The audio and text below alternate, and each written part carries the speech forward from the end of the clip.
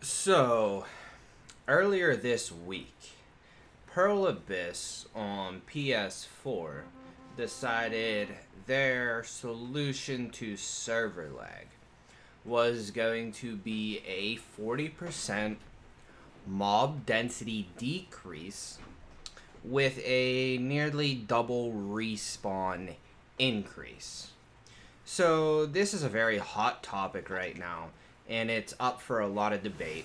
And I'll give my personal opinion on it, but also some facts and some perspectives and ways to look at it. So, to briefly conclude, I guess, is it a buff or a nerf?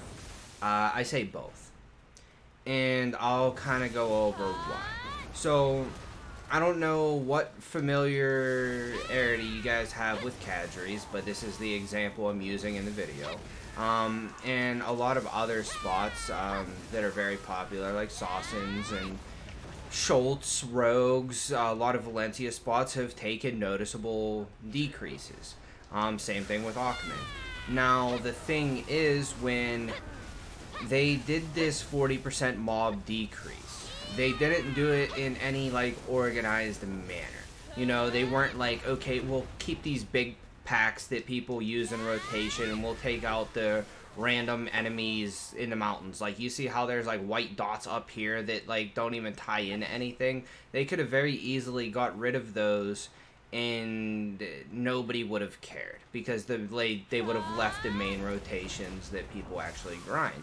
However, the problem is they took away a lot of very crucial packs, and they took away a lot of packs that weren't necessarily big packs, but they were important to keep killing, to keep your kills per minute up, which overall increases your money, which increases your XP gain. So, for example, like, let's say I just killed this pack back here.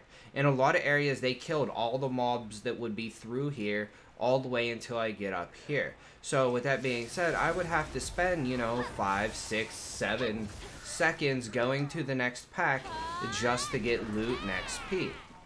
Now, that's a problem, especially for classes that don't have big AoEs, but they have steady attacks, allowing for them to chain packs together. And it's even, I play a witch, which is mainly AoE, and that's still a problem even for me because I cast little abilities all through until my big AoEs come back up, and then I open up on another pack.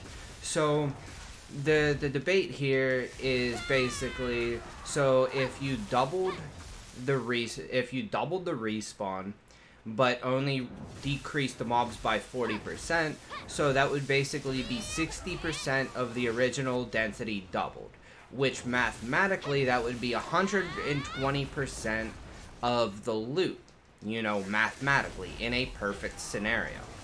Now, we realize that BDO isn't perfect, and most scenarios in life aren't perfect. So, with that being said, we're not going to get 100%, and why is that? That is basically because of the travel time and the pack optimization.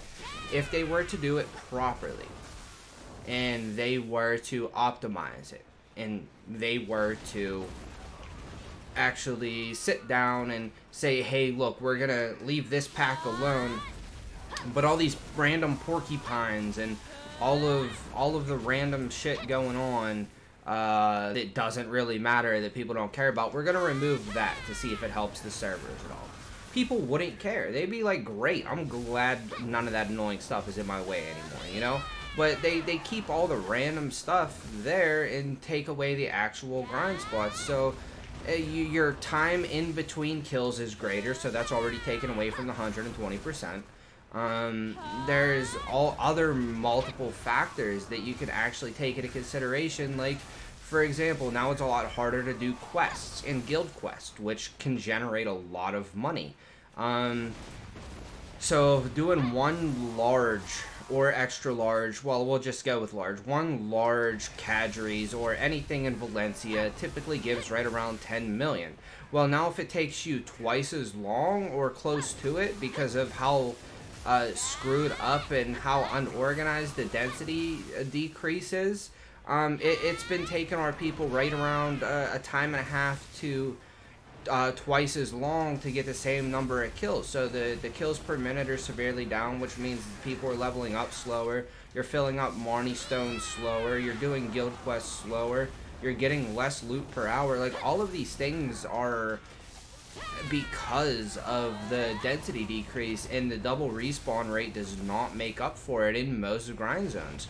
The grind zone that I'm in right now, I'm currently only in just because there's typically such high density here, and it's a giant circle, so I can run around this arena, and with the double respawn rate, stuff is respawned by the time I make it all the way back around.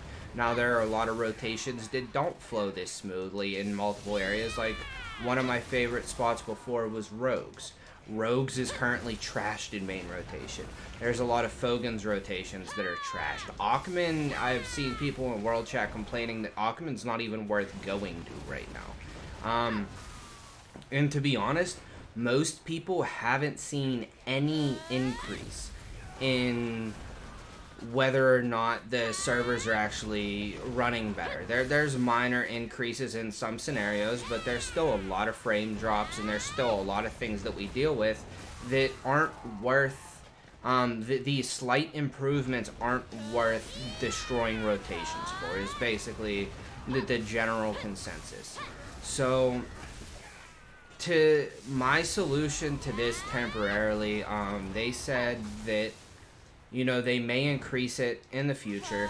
This is going to be a week where they really examine everything, and they're going to be really on the up and up about everything, or at least they say so. It is Pearl Abyss, so please don't have high expectations, and don't kill me if any of this is wrong, because at the end of the day, Pearl Abyss does random things that don't really make sense. I'm just trying to, you know, help everybody enjoy what help them enjoy grinding more. So in this temporary time, we may have to create new rotations. Like, the old main rotations aren't going to be good anymore, and you're going to have to go into areas, and you're going to have to explore and kind of feel out stuff that you wouldn't have felt out before. Like, test the respawn zones. Like, typically I wouldn't be at Kadri's Ruins grinding. But now this is one of the rotations that makes sense to me, because it's actually, you know, I can still get as many kills per minute as I originally would, and my pets can still loot as fast as they originally would, just because of how the layout of this zone is. And there's going to have to be some changes that people make like that. Like, maybe if you want to grind Ackman, you know, you might have to go in a different zone, or you might have to cross rotations, or cut into two of them that would typically be two separate ones, just to keep your kills per minute up. And that's really unfortunate, because how I see this now is there's less good rotations for people to actually go out there and grind. So there's going to be a lot more competition for people, and it's basically going to be dominated by higher gear score players in all of the good grind zones. But there's no way around that because of the current. I am calling it a nerf, because in an ideal, in the perfect scenario, if all the mobs, let's say this entire thing, mobs were standing shoulder to shoulder, and there was no runtime between everything, and it was just, you could kill as fast as you could possibly kill. A 40% density nerf would not matter then, because they're still almost standing shoulder to shoulder, and by the time you cleared, you know, multiple AoEs worth, they would be respawned. But that's because you didn't have to factor in runtime. Factoring runtime gives me the conclusion that this is actually a nerf, even though it was not intentional. It is a nerf. Sadly, my income has dropped greatly. Efficiency in all sorts have dropped greatly. But it is something we have to deal with now. So I hope I've explained it well enough from my personal side of things and my perspective to allow you guys to have your own information and kind of judge what you want to do or how you want to handle the situation until further notice. If you have any input, if there's anything you want to add, something maybe that you found out that I didn't cover, or you just kind of want to vent, that's cool too. Hopefully this video gets enough traction and it can really make an impact on Pearl Abyss, and they can, you know, be aware of players' emotions and feelings towards this situation and make the appropriate changes. So if there's anything you want to add or anything you want to input or whatever, feel free to drop it in the comments.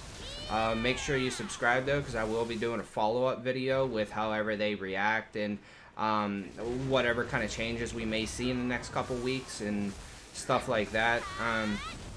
And also, I've been streaming on Twitch pretty frequently lately, so make sure you give me a follow there as well. Links are down in the comments. And thank you guys for tuning in, and I'll catch you later.